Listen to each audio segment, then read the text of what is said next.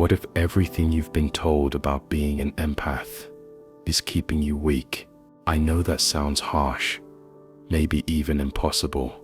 After all, you've probably been told your whole life that you're just too sensitive, that you must build walls, create boundaries, or somehow become less of who you are. The internet is flooded with advice about protecting yourself, shielding your energy, and surviving as an empath in a harsh world. But what if I told you that Carl Jung, the brilliant Swiss psychologist who gave us the ideas of the collective unconscious and psychological types, saw something completely different in highly sensitive people? What if your empathic nature isn't a burden to manage, but a weapon to master? Let me share something that might surprise you. In Jung's private practice in Zurich, he worked with hundreds of people who would today be labeled empaths, artists, healers, mystics, and highly sensitive souls who came to him feeling overwhelmed by their capacity to feel others' emotions. Jung never treated their sensitivity as a pathology to be cured or a weakness to be hardened. Instead, he saw something revolutionary.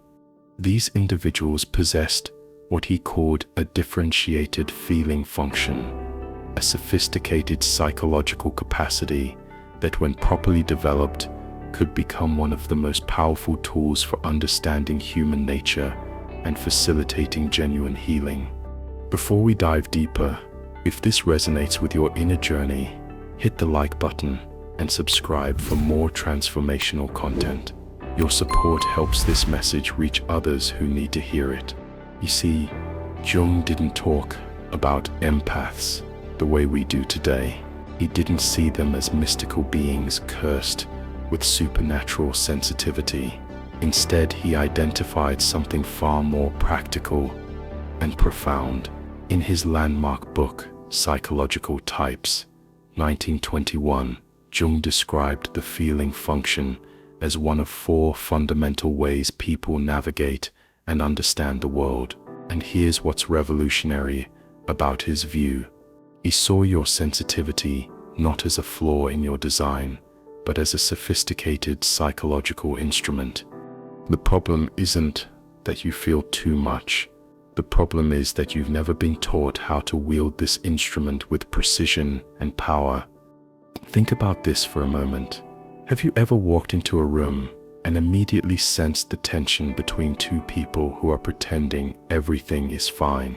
Have you absorbed the emotions around you like a psychological sponge? Have you been drawn to wounded people who need healing, even when it drains you completely? Jung would say this isn't random. This is your psyche operating exactly as it was designed to operate.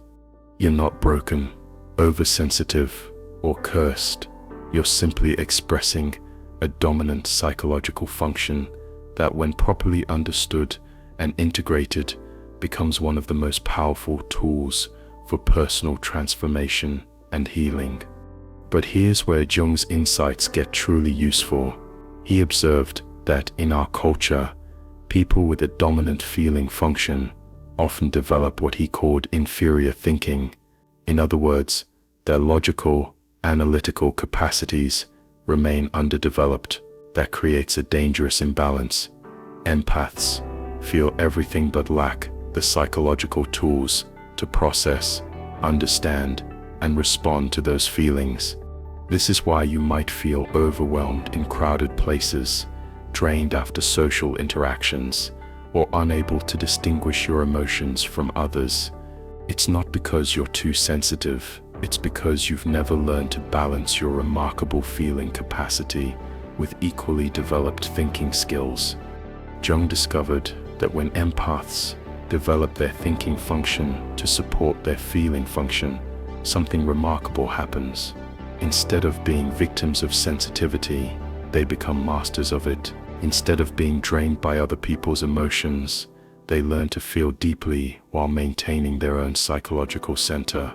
But there's a catch, and this is where most empaths get stuck. Jung warned that every psychological strength, when left unbalanced, becomes a weakness. Every gift, when not integrated with its opposite, becomes a burden.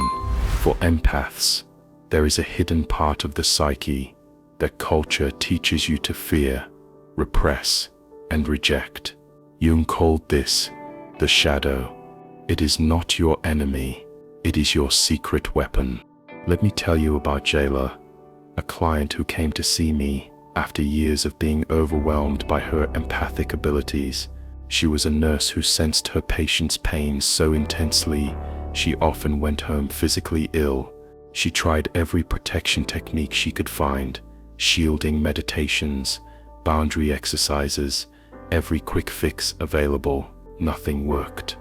Through our work together, Jayla discovered that her shadow contained qualities she'd been taught were unempathic: assertiveness, the ability to say no, healthy selfishness, and appropriate anger. She'd been so afraid of becoming cold, the very stereotype she criticized in some medical professionals, that she rejected these essential psychological capacities. When Jayla began integrating her shadow, learning to be assertive while remaining compassionate, setting boundaries while staying open-hearted, her empathy transformed from a liability into her greatest professional asset. She still felt her patient's pain, but she could now channel that feeling into skillful action rather than personal suffering. By the end of this journey, you're going to understand how to make the same transformation. You will learn how to feel deeply while standing firmly in your own psychological space. Most importantly, you'll discover that the darker, more assertive part of yourself you've been protecting against is actually the key to your empowerment. This isn't about becoming cold or shutting down your heart. It's about becoming whole. It's about accessing a level of psychological strength most people never even know exists. Transform from what Jung would call an unconscious empath, someone who feels everything but understands nothing, into a conscious empath, someone who feels deeply and responds wisely. Let me start by destroying some myths that have been keeping you trapped. The modern empath movement, while well-intentioned, has created a narrative that's actually harmful to highly sensitive people. You've been told you're psychic sponges, that you absorb negative energy, and that you need constant protection from toxic people and environments. You've been positioned as victims of your own sensitivity. But let me ask you this: have you ever noticed that the more you focus on protecting yourself from others' emotions, the more overwhelmed you become? Have you ever wondered why all those shielding techniques and protection rituals never seem to provide lasting relief? What if the very premise you've been operating from is fundamentally flawed? Jung would find this fascinating and deeply concerning. In his extensive work with highly sensitive people in his Zurich practice, he observed something completely different. He saw that what we now call empaths are people with a dominant feeling function in their psychological makeup. And this isn't mystical, it's measurable, observable, and most importantly, workable. Here's what's revolutionary about Jung's approach. He didn't see sensitivity as something to be protected from or managed. He saw it as a sophisticated psychological capacity that, when properly developed, becomes one of the most powerful tools for understanding and navigating human relationships. In Jung's system, there are 4 psychological functions: thinking, feeling, sensation, and intuition. Each person has a dominant function, an auxiliary function, and 2 that remain largely unconscious. When feeling is your dominant function, you navigate the world through values, emotions, and interpersonal harmony. But here's the crucial part. Jung identified 2 kinds of feeling. Extroverted feeling focuses outward on group harmony and the social emotional climate.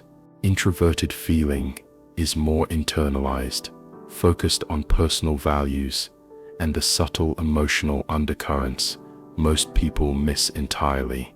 If you identify as an empath, You likely have dominant introverted feeling. That means you experience the world through deep emotional attunement. You don't just observe emotions, you evaluate them, process them, and integrate them in ways most people cannot. Let me give you a concrete example. When you walk into a room and immediately sense tension between two people who are smiling and acting normal, you're not being psychic. Your introverted feeling is processing what Jung called inferior function projections, the unconscious emotional content people are trying to hide or suppress. Your psyche reads micro-expressions, vocal tonalities, energetic incongruence, and body language at a level your conscious mind can't track. This is why you often know things about people's emotional states before they know them themselves. Your feeling function operates like a sophisticated emotional radar, picking up signals most people's psychological equipment isn't calibrated to detect. When you absorb the pain of a friend going through a hard time, you're not cursed by supernatural sensitivity. Your psyche is doing what it was designed to do, creating deep empathic resonance that allows for profound understanding and healing potential. But here's where it gets complicated, and where Jung's insights become absolutely critical. He observed a specific danger for people with a dominant feeling function that other types rarely face. He called it feeling type inflation. Feeling type inflation happens when you become so identified with the emotions around you that you lose track of where you end and others begin. You begin to unconsciously adopt other people's feelings as your own, and over time your sense of self becomes porous, unstable, and exhausted. That's the real problem. Not sensitivity itself, but identification without discrimination. When you lack the psychological tools to differentiate, to think about what you feel, and to hold an internal boundary, your gift becomes a liability. In short, your sensitivity is not the issue. The issue is that it's often left unsupported by the other side of the psyche, by thinking, by clear awareness, and by conscious differentiation. When feeling operates alone, without the counterbalance of a developed thinking function, it runs wild, it inflates, it loses perspective. That's why so many empaths keep trying the same surface-level fixes, visualizations, shields, and energetic sweeps, only to end up more exhausted than before. Those practices are band-aids. They don't change the psychological structure that creates the overwhelm. You don't need better shields. You need a better map of your psyche. You need tools that help you recognize which feelings are yours and which are projections, which impulses belong to your value system, and which belong to the crowd. You need practices that strengthen your thinking function so it can support your feeling function, and vice versa. When you learn to hold both deeply felt experience and clear, discriminating thought, you stop being a passive receptor. You become an active presence, empathetic, grounded, and powerful. That's the promise of Jung's insight. Sensitivity becomes not a weakness to hide or a curse to avoid, but a sophisticated instrument to master. The challenge is not to retreat from feeling, but to expand your psychological repertoire so feeling and thinking can work together, so you can feel deeply and act wisely. You start to believe you're responsible for everyone else's emotional state. You begin to sacrifice your own needs, boundaries, and well-being in service of maintaining harmony or healing others. Sound familiar? Jung saw this pattern again and again in his practice, and he understood something that most modern empath advice completely misses. The solution isn't to build walls or to hide from feeling. The solution is integration. The solution is wholeness. Here's where Jung's insights become especially useful. He observed that people with a dominant feeling function often develop thinking as their secondary or auxiliary function. In plain language, your natural empathic abilities can be balanced by growing your capacity for logical analysis, objective assessment, and clear decision-making. This isn't about suppressing emotion or becoming cold. It's about creating conscious cooperation between feeling and thinking. When those two functions work together, something changes. Your empathy becomes discerning, your compassion becomes wise, and your sensitivity becomes a source of strength. Imagine it. Instead of being overwhelmed by every emotional interaction, you sense what's happening and then choose how to respond. Instead of automatically absorbing another's pain, you offer genuine support without taking responsibility for outcomes you cannot control. That is what Jung meant by psychological maturity. For feeling types, not less sensitivity, but sovereign sensitivity. Hidden in your psyche, repressed and rejected, are the exact qualities you need to balance your empathic gifts. There's a part of you that can be assertive, set firm boundaries, and act selfishly when necessary. There's a part that can say no without guilt, choose when to engage emotionally, and choose when to step back. You've been taught to fear this part. You've been told anger is unspiritual, that boundaries equal selfishness, and that prioritizing your needs makes you the very thing you're trying to avoid. Jung saw a different truth. What you resist persists. What you repress doesn't vanish. It goes underground and runs your life in ways you don't see. Here's a harder truth. The people who trigger you most are often your greatest teachers, not because they're good for you, and certainly not because you should tolerate abuse. Boundaries still matter, but because they mirror aspects of your own disowned psyche. Have you noticed you keep attracting the same types of people? The narcissist who takes advantage of your generosity, the victim who expects you to fix them, the energy vampire who drains you. Jung would say those encounters are projections. The narcissist may reflect your own repressed capacity for healthy self-focus. The victim may mirror your avoidance of responsibility. The energy vampire may show your unacknowledged neediness. That doesn't mean you must stay in harmful relationships. It means that until you integrate those disowned parts of yourself, you'll keep attracting people who embody them. The very qualities you've rejected, healthy selfishness, appropriate anger, firm boundaries, are not contradictions to your empathic nature. They are the missing pieces that make your empathy truly powerful. Jung called this rejected territory the shadow. Integrating the shadow doesn't mean becoming less sensitive. It means becoming sovereignly sensitive, transforming from an emotional victim into an emotional warrior. The goal of shadow work is not perfection or elimination of the shadow. It's conscious relationship. It's acknowledging, understanding, and integrating the parts of yourself you've learned to deny. For empaths, this often requires developing what Jung called the transcendent function, the capacity to hold opposites in conscious tension. You can be compassionate and boundaried. You can be giving and appropriately selfish. You can be open-hearted and discerning. This is not compromise. It's access to your full psychological range. When you respond from wholeness, instead of from one corner of your personality, you become both more resilient and more effective. Now, get ready. We're about to dive into the heart of Jung's most revolutionary insight, the shadow. And from the start, remember this. Your shadow is not evil.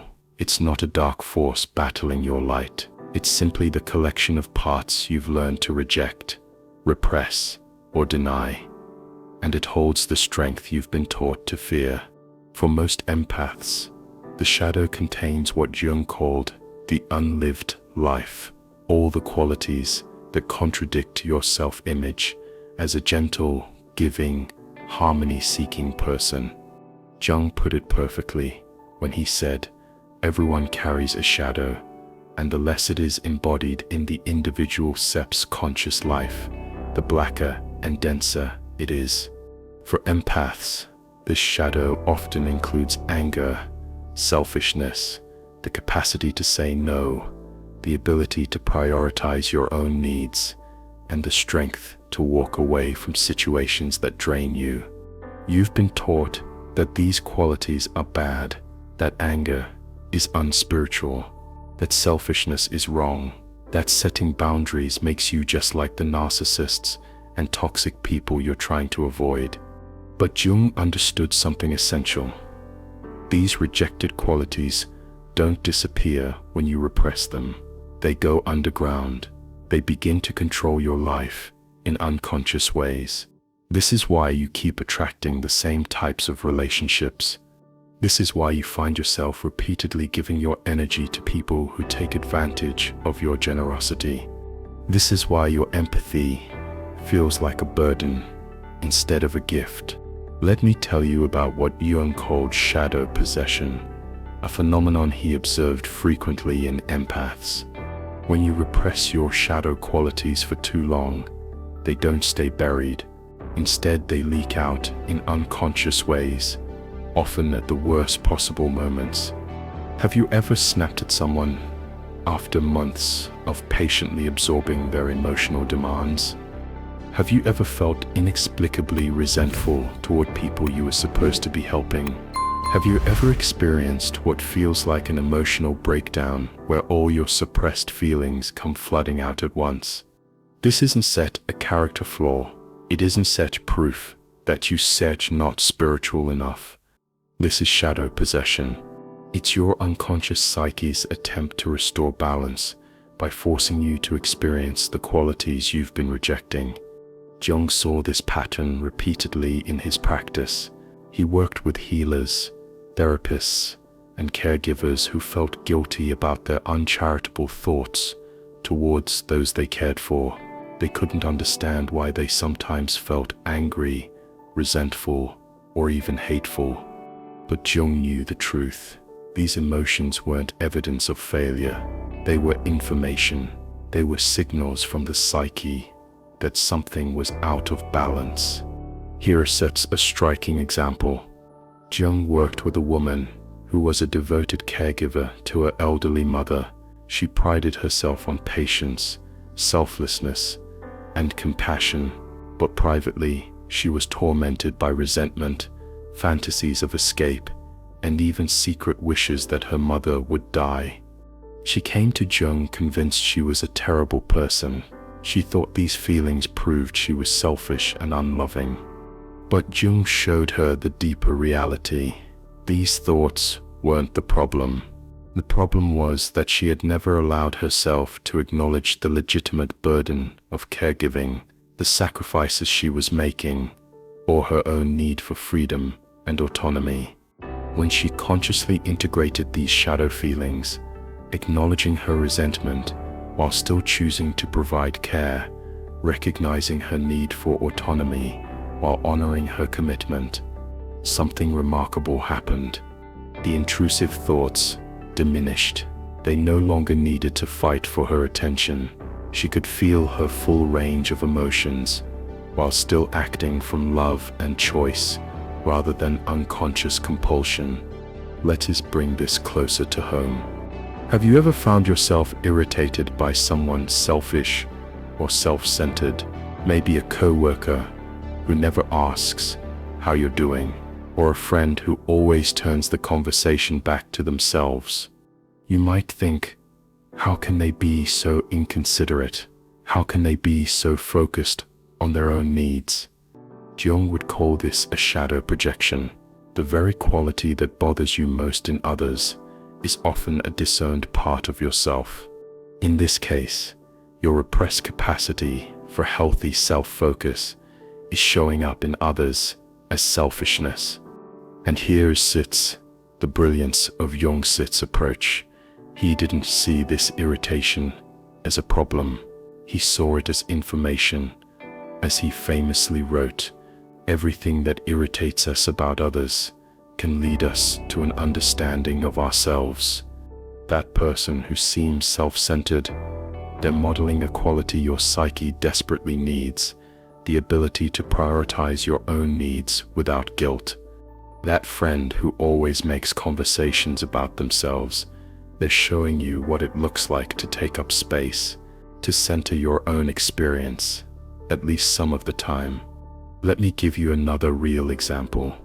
A client of mine, let's call her Maria, was a classic empath, always putting others first, always available in a crisis, always absorbing the emotional atmosphere around her.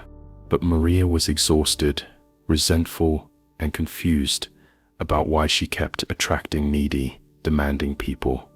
Through shadow work, she realized what irritated her most about these people was their sense of entitlement, their assumption that her time and energy were always available.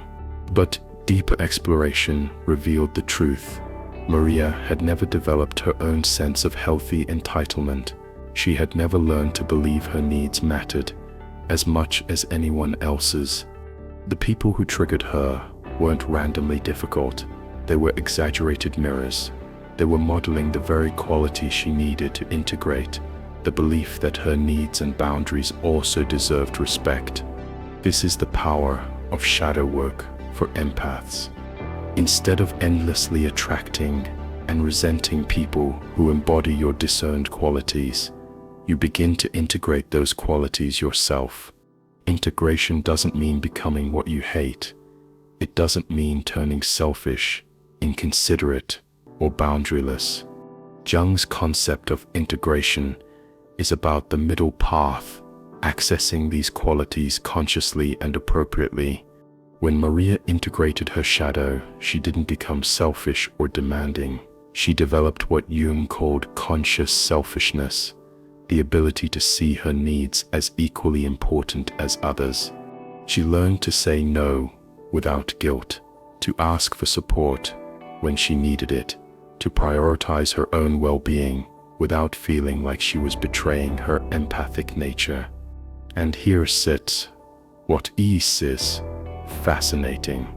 As Maria integrated these shadow qualities, the needy, demanding people in her life either transformed their relationship with her or they naturally drifted away. She was no longer unconsciously attracting people who embodied her disowned assertiveness because she had claimed that assertiveness for herself. This is the power of shadow integration for empaths. Instead of continuing to attract and resent people who mirror your disowned qualities, you begin to consciously develop these qualities yourself. Instead of being endlessly triggered by others' behavior, you grow curious about what they might be teaching you about your own unconscious patterns. Now let me tell you about one of Jung's most important discoveries related to empaths. He noticed that highly sensitive individuals often experience what he called enantiodromia, a Greek term meaning running counter to. This describes the tendency for any psychological attitude, when taken to an extreme, to flip into its opposite. Have you experienced this? You give and give and give. You absorb someone's pain. You support them through crisis after crisis. And then suddenly, you're filled with resentment. You cut them off completely, swinging from total empathic engagement to complete emotional withdrawal. This isn't set a character flaw. It's your psyche's natural attempt to restore balance. Your shadow is trying to assert itself, trying to protect you from the danger of complete self-abandonment. But because you haven't consciously integrated these protective qualities, they emerge in unconscious and often destructive ways. And here sits the fascinating part. Jung discovered that empaths who experienced these dramatic swings from giving to resentment were actually closer to integration than those who lived in constant self-sacrifice. Why? Because the psyche was actively trying to correct itself, forcing awareness of the neglected shadow qualities. And here's where Jung's brilliance shines through. Instead of seeing these emotional swings as problems to be eliminated, he saw them as opportunities for conscious development. Each moment of resentment, each flash of anger, each desire to withdraw, these weren't failures. They were invitations, calls to explore the unlived aspects of your personality. The secret weapon every empath carries is the capacity for conscious shadow integration. This means deliberately developing a relationship with the parts of yourself you've been taught to fear or reject. For empaths, this often means integrating what Jung called the inner warrior, the part of you that can say no, that can protect your energy, that can prioritize your own well-being without guilt. It means developing what he called appropriate selfishness, the healthy capacity to consider your needs as equal to the needs of others. This isn't about becoming cold or uncaring. It's about becoming what Jung called individuated, psychologically whole and balanced. It's about accessing the full spectrum of your inner resources, instead of operating from just one narrow corner of your personality. When you integrate your shadow, something magical happens to your empathy. Instead of being a passive absorption of others' emotions, it becomes an active choice. Instead of being drained by every interaction, you become energized by conscious connection. Instead of attracting wounded people who need you to fix them, you begin attracting healthy relationships built on mutual respect and reciprocity. But Jung understood something else. Shadow integration isn't a one-time event. It's an ongoing process. He called it active imagination, the conscious engagement with unconscious contents. For empaths, this means regularly checking in with the parts of yourself you've been taught to reject. Jung even developed specific techniques for this work, and one of the most powerful is called dialoguing with the inner figures. It involves consciously engaging in conversation with different aspects of your psyche, treating them as distinct personalities with their own wisdom and perspective. For example, you might imagine your inner empath as one figure, a wise, compassionate healer, and you might imagine your shadow as another figure, a strong, boundaried warrior. Instead of seeing them as enemies, Jung encouraged patience to facilitate a dialogue between them. You might ask your inner empath, what do you need to feel safe expressing your gifts? Then ask your inner warrior, how can you protect and support the empath without shutting down the heart? This kind of internal dialogue unlocks the wisdom of both aspects, and it allows you to live from wholeness instead of being torn between extremes. This is the secret weapon, not some hidden mystical power, but the courage to become psychologically complete, the willingness to embrace the parts of yourself that conditioning taught you to reject. Now comes the practical magic. How do you actually integrate your shadow? How do you transform from an emotional sponge into what I call a sovereign empath? Someone who feels deeply but chooses consciously. Jung developed specific techniques for shadow integration, and I'm going to share the ones most powerful for empaths. But first, you need to understand something important. This isn't a weekend workshop or a quick fix. Shadow integration is what Jung called the work of a lifetime. Even so, small steps in this direction can create profound shifts in how you experience your empathic abilities. The first technique is what I call the daily shadow check-in, based on Jung's method of active reflection. Every evening, spend 10 minutes asking yourself these questions. What emotion did I absorb today that wasn't set mine? What part of me does this mirror? What quality in the other person irritated or triggered me most? Let's walk through an example. Imagine you spent time with a friend who complained constantly about their job, their relationship, their family.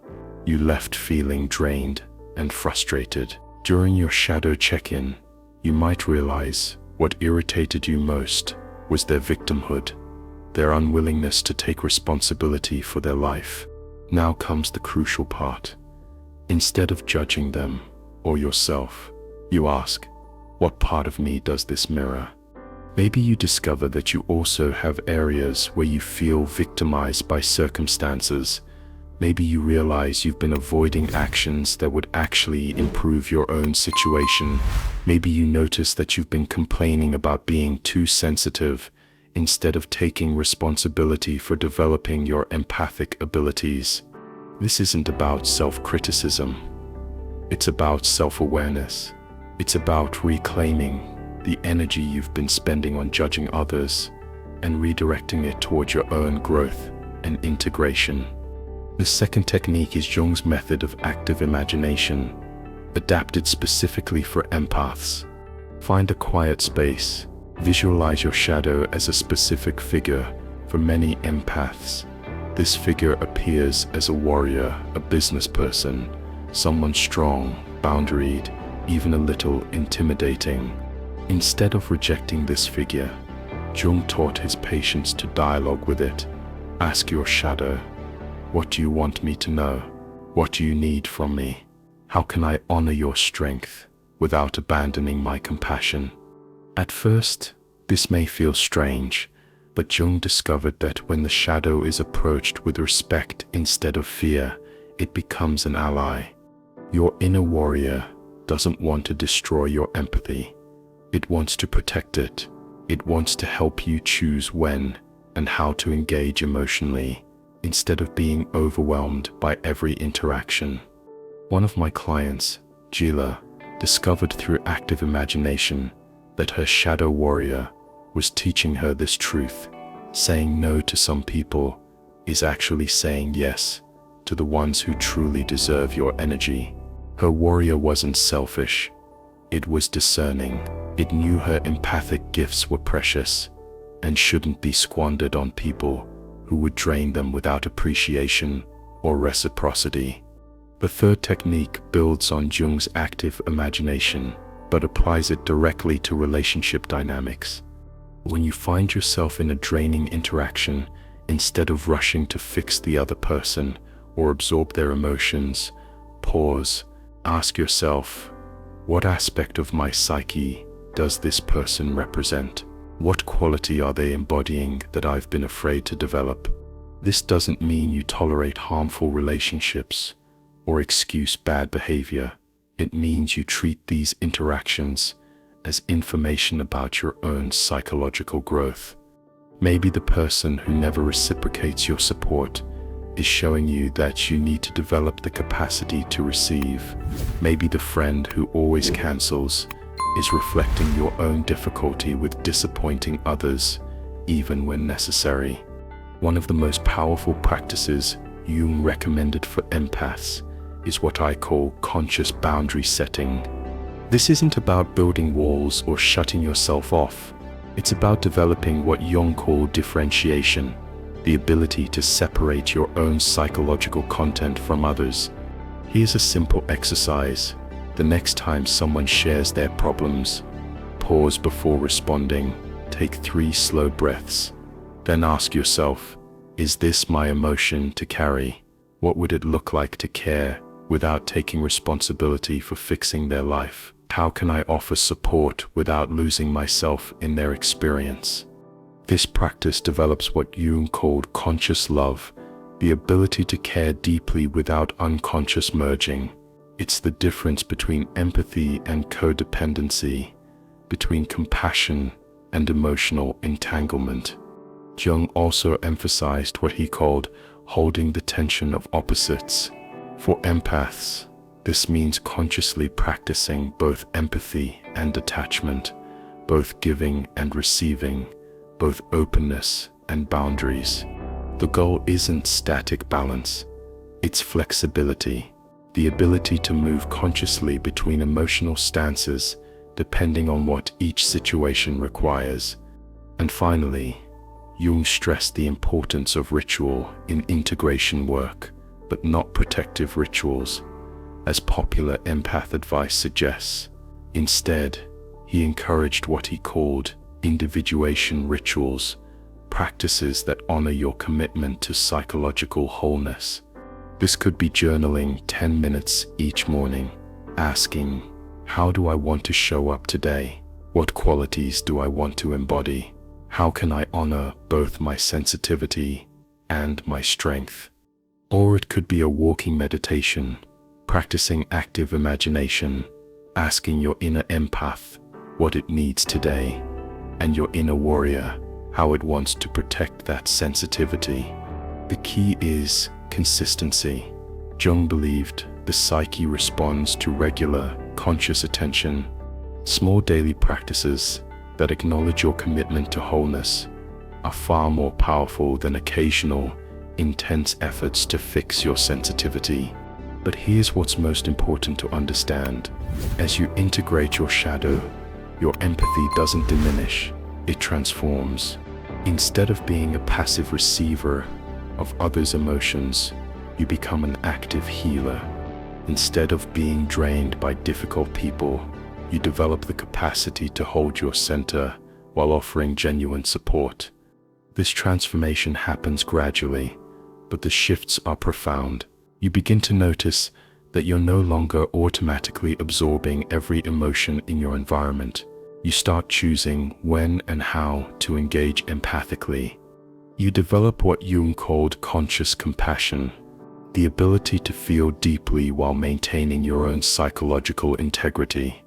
And as this happens, you begin attracting different types of relationships. Instead of wounded people who need you to fix them, you start connecting with individuals who appreciate your gifts without exploiting them. Instead of feeling responsible for everyone else's emotional state, you discover the joy of mutual, reciprocal caring. This is what Jung meant when he spoke of individuation, becoming who you truly are instead of who others need you to be. For empaths, individuation means becoming sovereignly sensitive, consciously compassionate, powerfully empathic. You are not the same person who began this journey with me. Something fundamental has shifted in how you see your empathic nature. You've begun to realize that your sensitivity isn't a burden to manage, but a sophisticated psychological instrument to master. Let me paint you a picture of what life looks like as an integrated empath. You still feel deeply, in fact, more deeply than ever, because you're no longer afraid of emotions, whether yours or others. But now, you feel by choice, not by compulsion. You can walk into a room filled with tension and instantly sense everything that's happening beneath the surface. But instead of unconsciously absorbing it, you can choose how to respond. Maybe you offer compassionate presence to someone who's struggling. Maybe you facilitate a difficult conversation that helps resolve the tension. Maybe you simply hold space for healing without taking responsibility for creating that healing yourself. Or maybe you recognize that this particular emotional storm isn't yours to engage with, and you maintain your center while keeping your heart open. This is the power of shadow integration. Your inner warrior doesn't make you less compassionate. It makes your compassion more conscious, more effective, more sustainable. You've learned to love without losing yourself, to give without depleting yourself, to care without sacrificing yourself. And people notice. The energy vampires who once drained you have either transformed in your presence or drifted away. They're no longer drawn to you because you're no longer unconsciously seeking to heal your own wounds through fixing others. You've done the inner work that makes you a clear mirror, not a distorted projection screen. Meanwhile, you've started attracting healthier connections. People who appreciate your gifts without exploiting them. People who can receive your empathy without becoming dependent on it. People who offer support and care in return, instead of endlessly taking what you give. But let me share something that may surprise you about this transformation.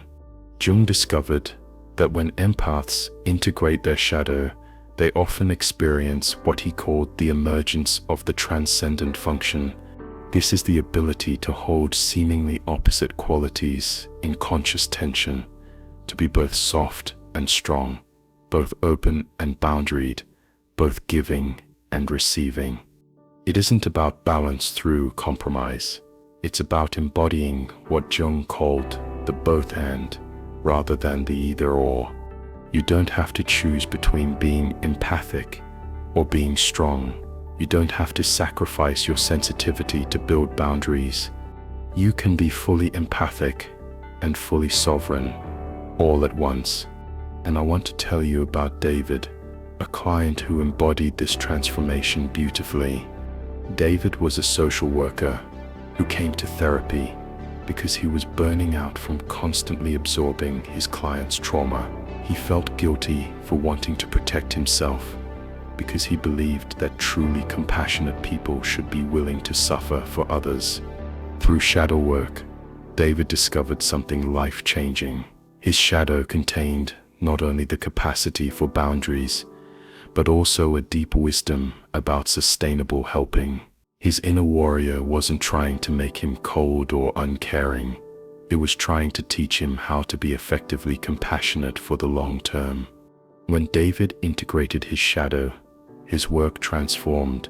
He could still empathize deeply with his client's pain, but he no longer carried their trauma home with him.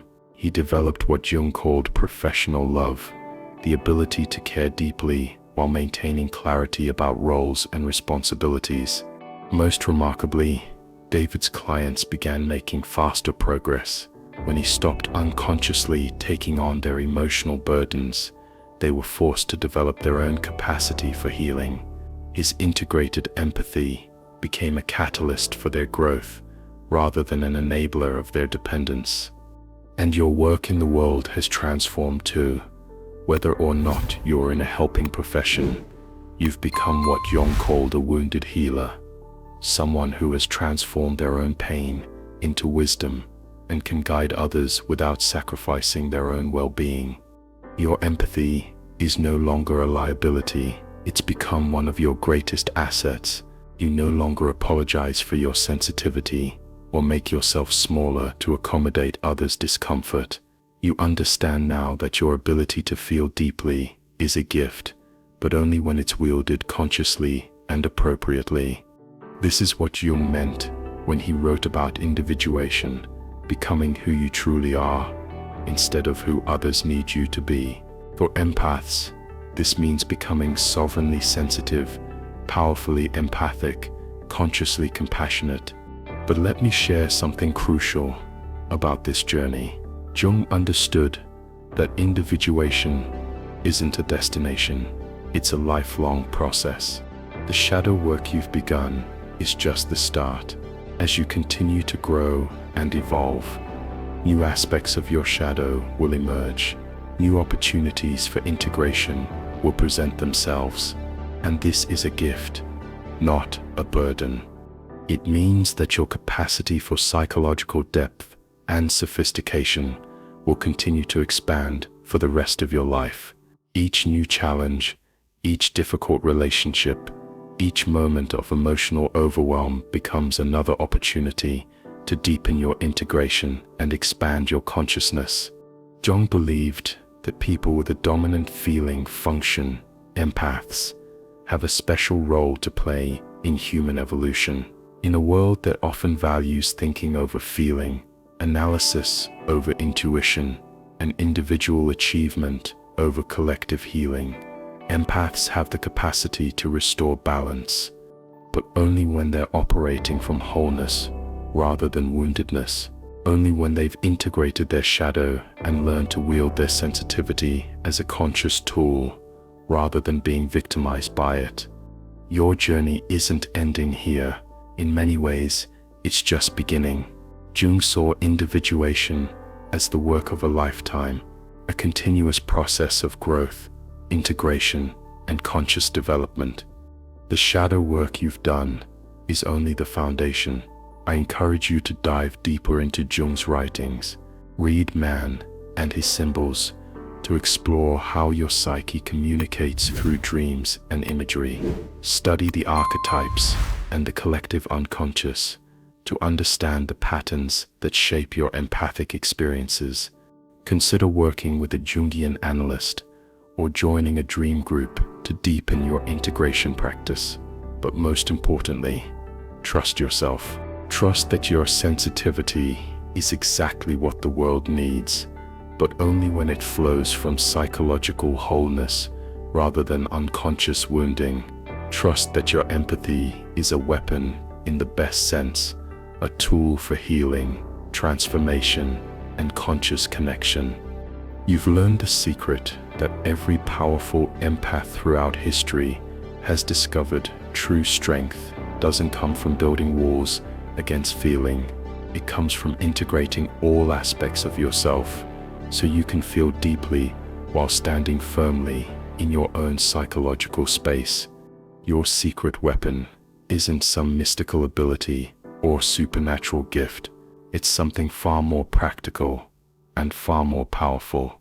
The courage to be completely yourself. Shadows and light integrated, feeling and thinking balanced, empathy and boundaries working in harmony. But let me leave you with one final insight from Jung, one that I find particularly profound. He believed that the ultimate goal of psychological development isn't just personal wholeness. It's what he called service to the collective unconscious. This means using your integrated awareness to help heal the larger patterns of human suffering and unconsciousness. As an integrated empath, you become a bridge between the conscious and unconscious realms. Your ability to feel what others cannot feel, to sense what others cannot sense, to know what others cannot know. This becomes a gift, not only to yourself, but to humanity itself. You are not too sensitive for this world. This world desperately needs people like you, people who can feel deeply, sense what others miss, and facilitate healing, connection, and understanding, but only when you do it from a place of conscious choice, rather than unconscious compulsion. Welcome to your new identity as a sovereign empath. Welcome to your life as someone who wields sensitivity as a conscious tool for transformation, your own and others. Welcome to the integrated life that Jung knew was possible for anyone willing to do the deep work of becoming whole. Your secret weapon was always there. You've simply learned how to use it.